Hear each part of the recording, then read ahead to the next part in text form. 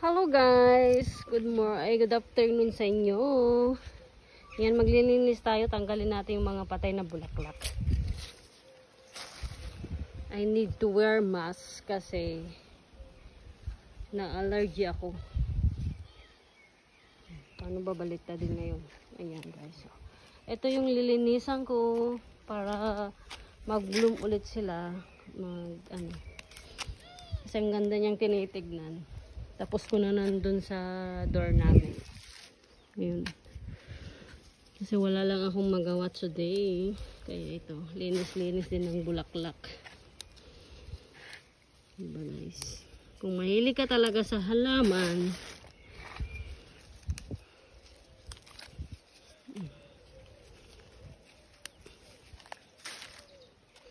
kasi pag naglilinis ka ng ganito, parang nawawala yung pagka-stress mo.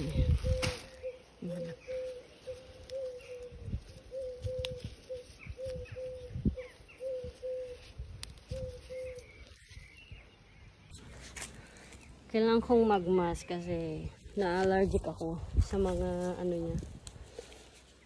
Hi guys! Ayan. Mamas tayo. Samahan niyo akong maglinis ng ating halaman.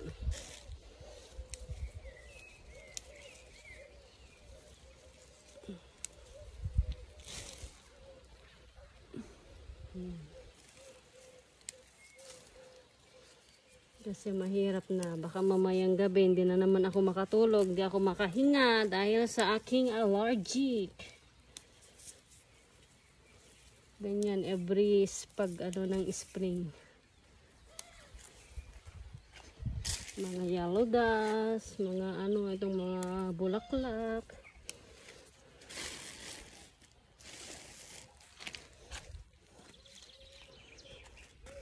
Para akong feeling tinanggal ko lang yung mga patay na bulaklak. Na tayo sa area na ito. Tapos ko na doon. Tapos na. Hindi ko tinanggal lahat yung mga patay lang. Para mamulaklak ulit. Dahil dito naman. Ayan, ito ang daily life. Bilang isang OFW na malayo sa syudad. Na walang magawa sa buhay. Kung hindi, mag-garden na lang tayo. Diba? Kahit may allergy tayo sa mga bulaklak, tuloy pa din ang garden. Yan, mga aking alaga. Asan na yung anak mo, be? Asan yung anak mo? Kaya maganda naman. Para mamulaklak ulit.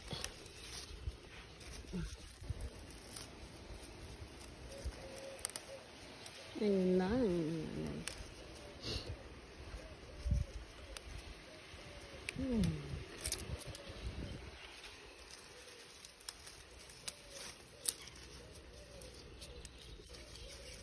Masarap kayong mamitas maglinis ng mga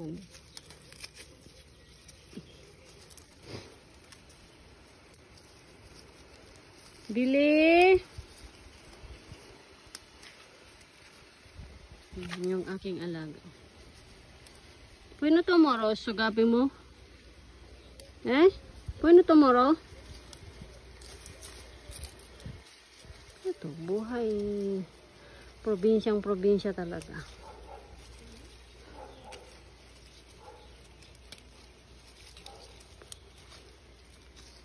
Spring na spring.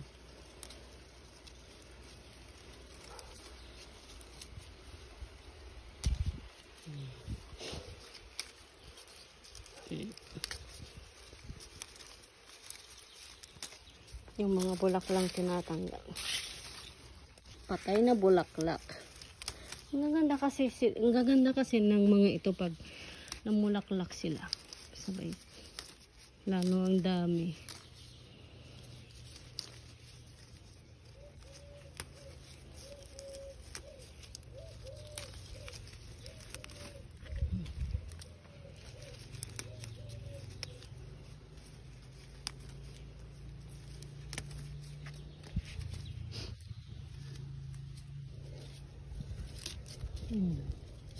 Tapos ito pa mamaya, nilinisan ko. May aloe vera kami. Kasi nga ganda nila, oh. Blue, may violet pa, oh. Tapos may red, ang ganda ng red. Mayroon pa akong nakita. Ay, mayroon pala yan. Yan, ang ganda niya. Dati yan empty lahat. Kasi yan, oh. Lahat tinamnam ko para mas maganda. Para may bulaklak naman. Tignan ninyo yung ano, oh. Bangbangsit sa Ilocano. Ang ganda ng bulaklak. Dito halaman nila yan. Pero sa atin, tinapatay natin. Damo yan sa atin. Ayan din yung ano, oh. Yung bulaklak ng aloe vera. See? Diba? Oh. Agapi, uwi ka na. Yung garden mo, oh. Dami ng ano. Malalaki na yung damo. Ayan. Nagpapabibo ka? Ayun lang guys. Ituloy ko muna tong ginagawa ko. Update na lang kayo pag nakalinis na ako. Bye bye.